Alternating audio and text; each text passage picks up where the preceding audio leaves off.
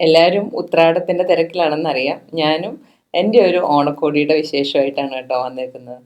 ഡ്രസ്സിൻ്റെ പാറ്റേൺ എന്താണെന്നുള്ളത് ഞാൻ നാളെ കാണിക്കാം. ഇന്നിപ്പോൾ അതെങ്ങനെയാണ് ഡിസൈൻ ചെയ്തേക്കുന്നതെന്നാണ് കേട്ടോ ജസ്റ്റ് ഒന്ന് കാണിക്കുന്നത്. അതായത് നമ്മൾ ഇപ്പോൾ ഒരു ഓണത്തിൻ്റെ ട്രെൻഡ് എന്ന് പറയുന്നത് താമര ഡിസൈൻ ആണല്ലോ. അപ്പോൾ ഞാനും വിചാരിച്ചു നമുക്കും അതിൽ തന്നെ ഒന്ന് പിടിക്കാമെന്ന്. അങ്ങനെ ഞാനൊരു ഡിസൈൻ വരച്ചെടുത്തതിന് ശേഷം നമ്മളത് തുണിയിൽ അടിയിൽ വെച്ച് കൊടുത്ത് ആ പാറ്റേൺ അടിയിൽ വെച്ച് കൊടുത്ത് അതൊന്ന് ട്രേസ് ചെയ്തെടുത്തു കേട്ടോ. ട്രേസ് ചെയ്തെടുത്തതിന് ശേഷം നമ്മൾ ആ ഒരു ഡിസൈൻ അതേപോലെ തന്നെ പെയിൻറ്റ് ചെയ്തെടുക്കുകയാണ്. ഫാബ്രിക് പെയിൻ്റാണ് യൂസ് ചെയ്തിരിക്കുന്നത്. പക്ഷേ എൻ്റെ കയ്യിൽ എക്സാക്റ്റ് കളർ ഒന്നുമില്ലായിരുന്നു. പ്രൈമറി കളേഴ്സായിട്ടുള്ള ഡാർക്ക് കളേഴ്സ് മാത്രമേ എൻ്റെ കയ്യിൽ ഉണ്ടായിരുന്നുള്ളൂ. അപ്പോൾ ഞാൻ എന്ത് ചെയ്തെന്ന് വെച്ച് കഴിഞ്ഞാൽ അത് മിക്സ് ചെയ്താണ് എടുത്തേക്കുന്നത്. മിക്സ് ചെയ്ത് ലൈറ്റ് ഷെയ്ഡിലേക്ക് എല്ലാം കൊണ്ടുവന്നു.